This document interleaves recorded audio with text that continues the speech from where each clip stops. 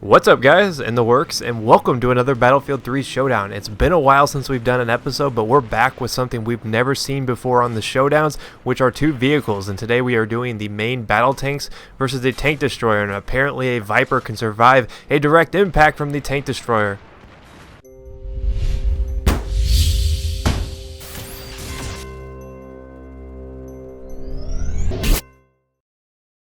But last week we had the M60E4 face off against the PKP, and the M60 emerged victorious in the Facebook poll, but in the comments there were a lot of you guys who did enjoy the PKP. So if you want to be a part in this week's episode and have your say, be sure to vote in the Facebook poll at the end of the video, because I'm always looking for your opinions. So let's start this episode off with the main battle tank, since they've been here since the beginning, and it's one of my favorite vehicles in Battlefield 3. You'll notice I'm rocking my usual favorite loadout of the guided shell, reactive armor, and I am using smoke as always. Anytime you see me in a vehicle, you often always see me running smoke just because javelins and guided missiles are such a threat now. Now, the battle tanks in essence have nothing wrong with them, but with the recent addition of the tank destroyers, we have a lot of new options out there, which opens some new avenues if you want to be a tank player. And I think they have a lot more in common than people actually gives it credit for. Now, obviously, the tank itself is big, clunky, and slow, but with that comes the ability to take a beating, especially with reactive armors. You can take a lot of shots, and that's one of the things I like about the quote tank, because it is quite the tank. The main battle tanks can take a lot of shots, and I have had a lot of success with this particular loadout. The one thing I've always had a qualm with, though, is the ability to not load a lot of people into a tank. You can only get 2 people into a tank and 3 if they've unlocked the third seat. That's not a lot considering that most people haven't unlocked the third seat, which, you know, it can win or lose a game, especially if you can use a tank as a spawn point, and that's where the tank destroyers come into play. The tank destroyers are very mobile, and a lot of people tend to overlook that when they look at the tank destroyers. They look at this and they're like, okay, well, it's not as armored as a main battle tank, thus it's not as good. But where it lacks the armor, it makes up for it in mobility and the ability to be a spawn point. Now, this mobility is awesome because especially on rush, you can get behind the enemy and your squad can spawn in this, because there are seats in this. I think you can get 4 people in the vehicle itself, including the driver. You can correct me if I'm wrong, but that's pretty big of an advantage if you flank behind them. That means your squad can spawn on you. That means you can basically break those front lines and make it much easier for your team to be successful. Now, you may notice with this particular vehicle, I run a little bit differently. I'm using heavy cannon along with smoke, and the reason why I like the heavy cannon, especially on rush maps, is because it's very infantry based. A lot of times you're running into people that are on the ground, and the heavy cannon has a much larger blast radius, thus making it much easier to take out those infantry people.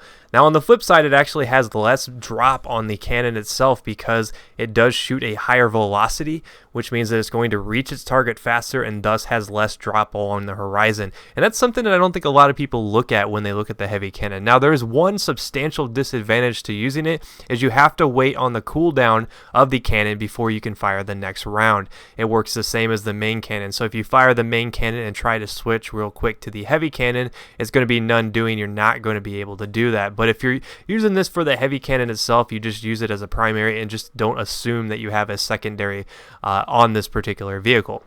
Another downside to the heavy cannon, though, is that it will also do less damage to vehicles. So if you saw the beginning clip when I hit that Viper, I hit him with the heavy cannon, it's only a disable, so it does do a substantial amount less damage than the main cannon on vehicles. Now, the thing I like about it, though, is the mobility, which I pointed out. This thing can run circles around other tanks, and Tank Destroyer, I think, is a very solid name for this, because since the release of Armor Kill, I have destroyed a lot of main battle tanks when I've engaged them. A lot of people look at these and they're like, okay, these things are weaker, I don't really have an advantage when in them. I'd rather just run around in a T90 or an Abrams, where I look at it, when I see a tank destroyer, I get excited, because to me, they're a lot more fun to use, they're a lot more versatile. And it makes it much easier to take out infantry people because you're always on the move, and when you're on the move, you're harder to hit, which in turn doesn't really matter if you're not as heavily armored. Now, on the flip side, the thing I do like about the tank itself, the big main battle tank, is that it's a game changer. If you have a good tanker on your team, if you have someone who can push people back, that is a sizable advantage, considering that you can put a lot of things on this tank and it can take a beating. And if you have a good tank crew, if you've got a third seat engineer in there who hops out and repairs you at the same time, you can push enemies back a lot quicker than you could with the tank destroyers. The tank destroyers are more of a passive attack where you have to catch people off guard, you have to kind of stay alive, whereas this can be on the front lines, this can be out there getting itself dirty, getting in the fight, helping you win the game. Now, that's not to say the tank destroyers can't win the game for you, but they are a little bit more tricky to use. So this is the part where I'm going to ask you guys, what do you think is actually the better vehicle in the game? Now, a lot of people actually requested this showdown, and I was a little hesitant to do it for several reasons. Because they're vehicles, because they have a lot of the same attachments, I wasn't sure if there were enough similarities. So I spent the past 2 weeks gathering footage, spending time with them, unlocking everything for them to get an idea of how both of these vehicles play. And I can tell you there are a lot of differences, but I can see some similarities. You do have to play that kind of pop out, pop back in, pop out, pop back in with both vehicles. That's something that I think a lot of vehicle play is very similar across the board in Battlefield 3. But I think the main difference we have to look here is, do you want something that's mobile and can be a spawn point, or do you want something that can push enemy forces back and be intimidating, that can actually sway the game when you're just getting pushed back completely? That's what you have to look at here, because when I look at the tank destroyers, I see them as a more of a tactical vehicle, whereas the main battle tanks, they're more of the weapon itself. They're more the ones out there doing the damage to the other team. They're the one getting their nose dirty, as I like to put it earlier in the video.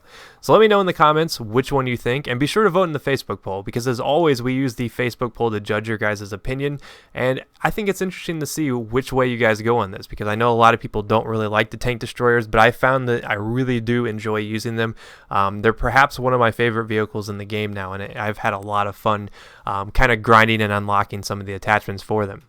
But let me know in the comments also what weapons you might like to see appear in this in the future, or even vehicles, because obviously we've changed the game here a little bit and did a vehicle. I thought it would be appropriate, since Armored Kill is now released for everyone, that we do a vehicle on a vehicle-centric DLC map. And these two vehicles, I think a lot of people wanted to see face off against each other. So if you missed any of the past episodes though, now is your chance to catch up, and I will see you guys next time. Peace.